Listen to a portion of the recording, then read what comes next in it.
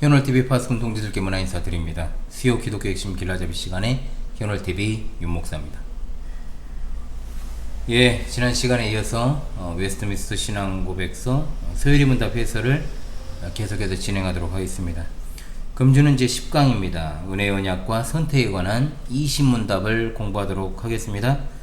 오늘도 역시 간단한 해설이 되겠습니다만은 우리 신앙의 아주 중요한 요목을 집중해서 잘 공부하여 신앙의 여정에 있어 얼마간의 유익을 얻으시기를 바라옵겠습니다.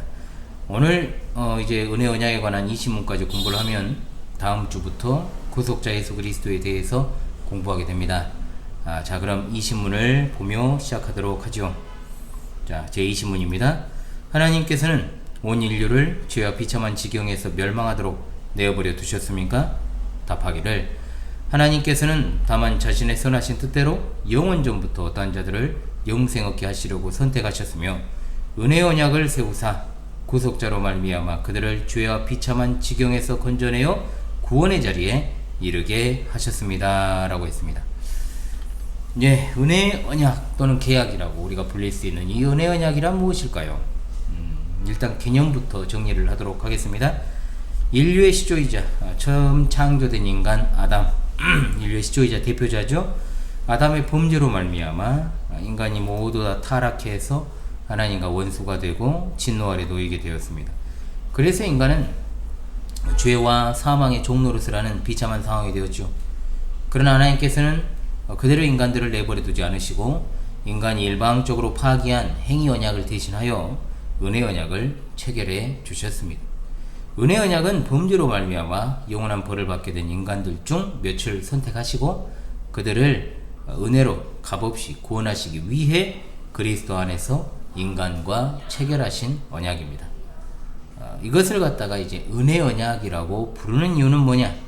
첫 번째, 죄로 인해 영원한 죽음을 당할 수밖에 없는 죄인을 향하신 하나님의 전적인 주권에 그 기초를 두고 있기 때문에 은혜의 언약이라고 부릅니다. 두 번째, 영원한 생명의 구원을 주시는 데 있어서 인간의 어떤 공로나 대가를 요구하지 않는 전적인 하나님의 은혜이기 때문에 은혜 언약이라 부르는 것이며, 세 번째, 오직 예수 그리스도 안에서 그분의 십자가의 공로와 의의 전가로 말미암아 받는 것이기 때문에 은혜 언약이라고 부릅니다. 우리가 너무나도 잘 아는 로마서 8장 1절로 2절의 말씀, 그러므로 이제 그리스도 예수 안에 있는 자에게는 결코 정죄함이 없나니 이는 그리스도 예수 안에 있는 생명의 성령의 법이 죄와 사망의 법에서 너를 해방하였습니다. 할렐루야, 아멘. 자, 개념이 정리되었으니 그렇다면 이제 은혜 언약의 요소를 살피겠습니다. 언약의 제1당사자는 누구십니까? 바로 하나님이십니다. 언약의 제2당사자는 바로 사람입니다. 타락한 인간이죠. 언약의 조건은 이렇습니다. 믿음 또한 선물로 주시기 때문에 인간의 조건은 없다라고 하는 겁니다. 그리고 언약에 대한 약속입니다. 하나님은 우리의 하나님이 되시고 우리는 하나님의 백성이 되는 것입니다. 그는 우리의 화평이신지라 둘로 하나를 만드사 원소된 것 중간에 막힌 담을 자기 육체로 허시고 법 조문으로 된 계명의 율법을 폐하셨으니 이는 이 둘로 자기 안에서 한 새 사람을 지어 화평하게 하시고 또 십자가로 이 둘을 한 몸으로 하나님과 화목하게 하려 하심이라. 원수된 것을 십자가로 소멸하시고. 에베소 2장 14절로 16절 말씀. 아멘. 자, 세 번째 언약의 조건입니다. 그것은 믿음과 순종이죠. 은혜 언약 아래서는 더 이상 율법을 행함으로써가 아니라 오직 예수 그리스도로 말미암아 구원을 받게 됩니다. 이 믿음 또한 구원을 위한 공로가 아니라 하나님께서 은혜로 주시는 선물이다, 이 말입니다. 이것이 바로 은혜 언약의 핵심이죠. 예수 그리스도를 영접하고 참으로 구원받은 자들은 하나님의 말씀에 순종하면서 살도록 되어 있습니다. 자, 은혜 언약의 약속입니다. 첫 번째, 하나님과 깨어지고 끊긴 관계의 회복입니다. 하나님께서는 우리 하나님이 되고 우리는 하나님의 백성이 되는 것입니다. 창세기 17장 7절 말씀, 내가 내 언약을 나와 너 및 내 대대 후손 사이에 세워서 영원한 언약을 삼고 너와 내 후손의 하나님이 되리라. 아멘.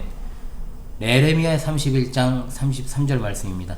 그러나 그날 후에 내가 이스라엘 집과 맺을 언약은 이러하니 곧 내가 나의 법을 그들의 속에 두며 그들의 마음에 기록하여 나는 그들의 하나님이 되고 그들은 내 백성이 될 것이라.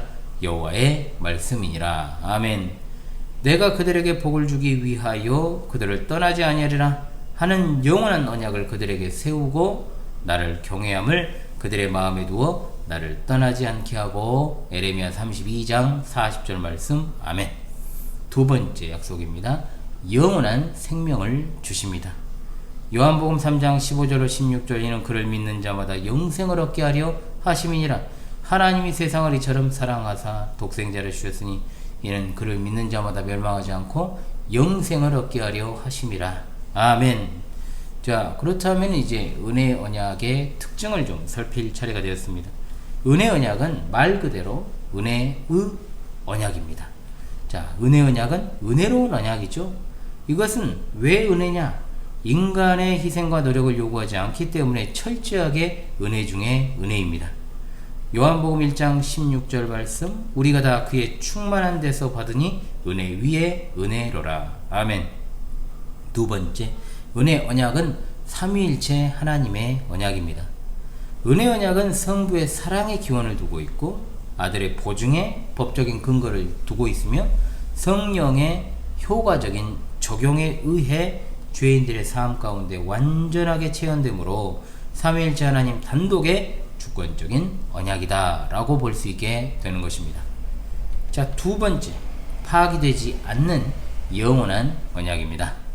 이 은혜 언약은 삼위일체 하나님의 영원한 속죄 언약에 기초를 두고 있습니다. 자, 속죄 언약을 이제 제가 이따가 설명을 하겠습니다. 속죄 언약은 삼위일체의 대표자이신 성부와 구원받을 하나님의 백성의 대표가 되시는 성자 사이에 인간의 구원을 위해서 맺은 언약이라고 합니다. 언약이라고 부릅니다. 보통 이제 구속 언약이라고 많이 부르죠. 개혁파에서는 속죄 언약, 구속 언약을 쓰는데 속죄 언약이라는 말을 저는 사용하고 있습니다.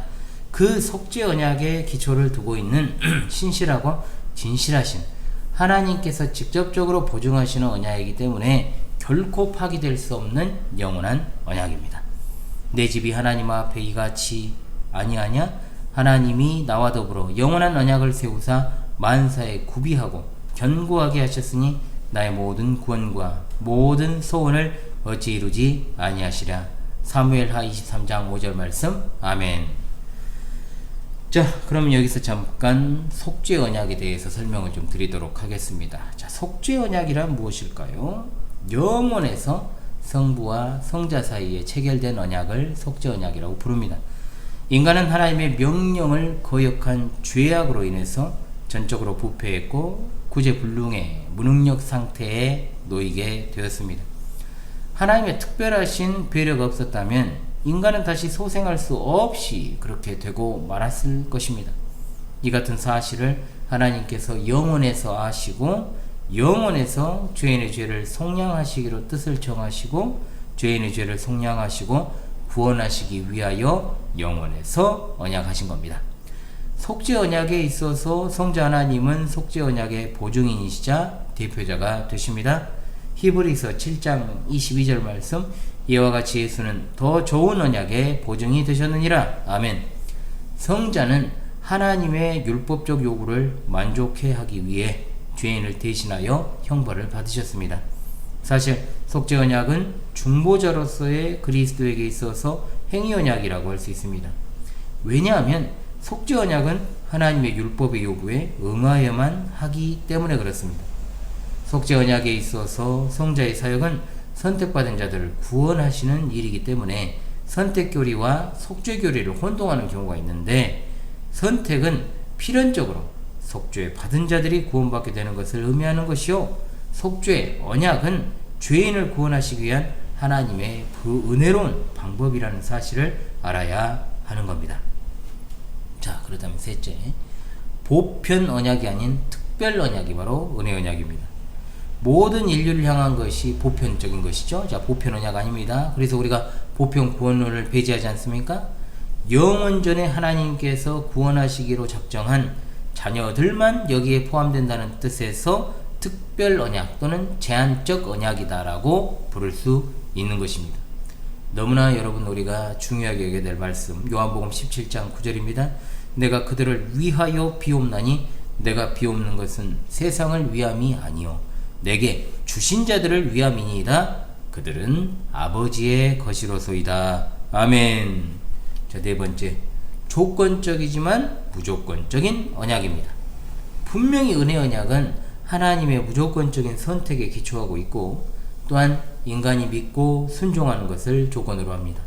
그러나 이 믿음 또한 인간 스스로에게서 나온 것이 아니고 성령 하나님의 은혜의 선물로 주어진 것이며 우리 가운데 내주하시는 성령께서 하나님의 말씀에 순종하며 거룩한 삶을 살아가도록 하기 때문에 결과적으로는 이것이 무조건적인 언약이다 라고 부를 수 있다는 겁니다. 에베소서 2장 8절로 9절의 말씀, 너희는 그 은혜에 의하여 믿음으로 말미암아 구원을 받았으니 이것은 너희에게서 난 것이 아니요 하나님의 선물이라. 행위에서 난 것이 아니니 이는 누구든지 자랑하지 못하게 함이라. 에베소 2장 8절로 9절 말씀. 아멘. 자, 그리고 이 언약은 쌍방 언약이 아닌 편무 언약이라는 것도 기억합시다. 은혜 언약은 행위 언약과는 다릅니다. 하나님께서 일방적으로 맺으시고 구원을 베푸시는 편무 언약입니다. 자, 이것을 갖다가 우리가 생각하면서 마무리하는 것이 중요하겠죠. 자, 오늘 은혜 언약 그리고 하나님의 선택에 대해서 공부하는 시간을 가졌습니다. 예, 역시나 또 두 번째 영상을 촬영하니 또 눈이 또 피로해지고 있습니다. 이 녹화를 진행하는 시점은 이제 성경교리학교 제10회 캠프를 마치고 그 다음날 토요일에 제가 이제 녹화를 하는 중에 있습니다. 요즘은 가급적이면 토요일에 녹화를 하려고 그럽니다. 그리고 주일에 밤에 이제 편집을 하는 작업을 하고요. 그리고 이제 월요일부터 오전부터 이제 우리 동지들께서 영상을 보면서 하루를 출발할 수 있도록 그렇게 이제 하는 중에 있습니다. 그래서 딱딱딱딱 정해진 시간 내에서 딱 하면 좋은데 이런저런 어떤 행사나 일들이 겹치게 되면은 제가 유튜브를 준비하는 것도 아무래도 좀 쉽지 않고 또 찍는 것은 찍는다고 해도 사실 상당한 시간이 이제 소요가 되는 것이 사실입니다. 예, 그렇기 때문에 제가 웬만하면은 정해진 컨텐츠는 계속해서 이제 하려고 마음을 먹고 월요일 같은 경우에는 수요일 같은 경우에 화요일이나 목요일에는 이제 특강이 있으면 그렇게 진행을 하는 그런 방식으로 진행한 지도 꽤 오래되었습니다. 제네바 학당 수업을 갖다가 여기에 올리는 것도 지금 약간 중단이 되어 있는 상태죠. 왜냐하면 제가 이제 기독교 강요를 3년 반 정도가 이제 소요되는 3년 정도를 소요해서 대략적인 것을 공부하는 거죠. 기독교 정권을 다 읽으면서 그걸 갖다가 분석하고 공부하면 좋겠지만 그것까지는 안 되기 때문에 제가 그것을 사실 제네바 학당 수업을 기독교 강의 수업을 갖다가 제가 영상으로 올리긴 좀 어렵습니다. 그건 어렵고 그래서 다른 과목들은 제가 웬만하면 올렸고 또 앞으로도 리마스터 영상으로 올려야 되는 것이 좀 필요하다라고 제가 지금 생각을 하고 있어요. 자, 그래서 오늘 10강 은혜의 언약과 선택에 관한 내용을 마무리함과 동시에 그리고 이제 다음 주부터 이제 11강으로 들어갑니다. 구속자 예수 그리스도에 관한 성자 하나님에 관한 이제 고백을 갖다가 요리문답을 통해서 공부하는 시간을 가질까 합니다.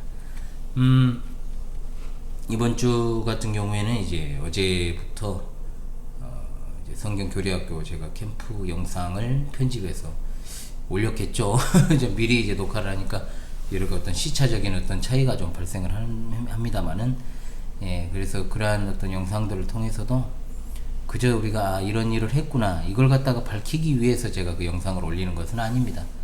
자, 그 내용들에 있어서 우리 같은 신앙을 고백하는 우리 동지들과 공유하기 위함이고 자녀 세대가 바르게 자라는 것이 가장 중점적인 목적 아니겠습니까?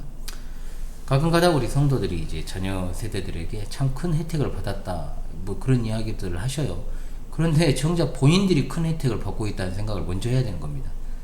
그렇지 않습니까? 제가 그 자녀들이 태어나기도 전부터 제네바 학당을 했거든요. 그럼에도 불구하고 아직도 잘 정착이 되지 않는 그런 모습들을 반성하고 회개하면서 내가 진짜로 크나큰 은혜의 혜택을 하나님이 주셔서 누리고 있다는 것을 가끔은 갖다 좀 망각하고 있는 것이 아닌가.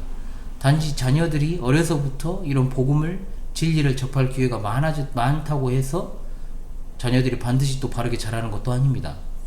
복음을 접하고 그렇게 잘 가르친다고 해서 다 잘 된다면 무조건 맞고 품는 일만 하면 되는 것이죠.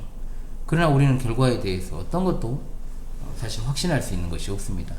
그렇기 때문에 저는 그저 씨를 뿌리고 물을 주는 일을 하는 것 뿐이고, 자라게 하시는 이는 하나님이시기 때문에 결국은 우리가 아무리 노력을 하고 거기에다가 무슨 일을 한다고 해도 결국 하나님의 은혜가 다 하는 것입니다. 하나님의 은혜로 되는 일밖에 없는 거예요. 그렇기 때문에 우리가 하나님을 믿고 의지하며 나아가게 되는 것이죠. 예, 오늘 은혜 언약과 선택에 관한 시간을 마무리하기 전에 좀 약간 말씀을 드렸습니다. 이 신문을 다시 한번 묻고 답한 뒤에 마무리하도록 하겠습니다. 제2신문입니다. 하나님께서는 온 인류를 죄와 비참한 지경에서 멸망하도록 내버려 두셨습니까? 답. 하나님께서는 다만 자신의 선하신 뜻대로 영원전부터 어떠한 자들을 영생 얻게 하시려고 선택하셨으며, 은혜의 언약을 세우사 구속자로 말미암아 그들을 죄와 비참한 지경에서 건져내어 구원의 자리에 이르게 하셨습니다. 아멘. 지금까지 수요 기독교 핵심 길라잡이 시간의 현월TV 윤목사였습니다. 곧 다시 찾아뵙도록 하겠습니다. 감사합니다.